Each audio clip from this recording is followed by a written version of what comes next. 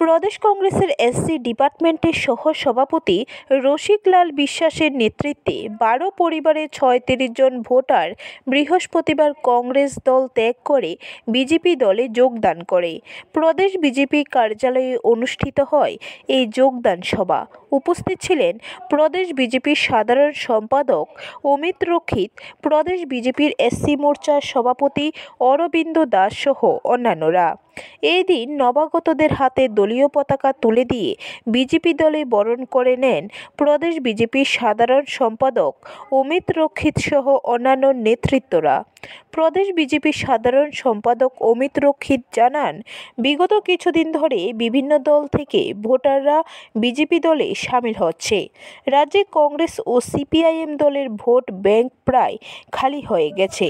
আগামী দিনে রাজ্যে বিরোধী দলগুলির পতাকা ধরার মতো আর কেউ থাকবে না বলে দাবি করেন তিনি। আপনারা দেখেছেন যে বিগত কিছুদিন ধরে প্রত্যেকটা দল থেকে বিজেপিতে এসে যোগদান করছেন।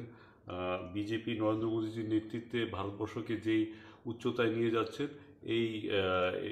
এই যাত্রায় সবাই সামিল হতে চাইছেন এবং প্রত্যেকটা বর্গের মানুষ এসে, প্রত্যেকটা মতবাদের মানুষ এসে বিজেপিতে যোগদান করছেন। আমাদের এই রাজ্যে কংগ্রেস প্রায় খালি, সব চলে এসছে, সিপিএমও অলমোস্ট খালি। বিজেপির সঙ্গে ডেভেলপমেন্টের নিরিখে কম্পিট করার মতো আর এই রাজ্যে এবং দেশে আর কোনো দল নেই। ব্যুরো রিপোর্ট, খবর ত্রিপুরা।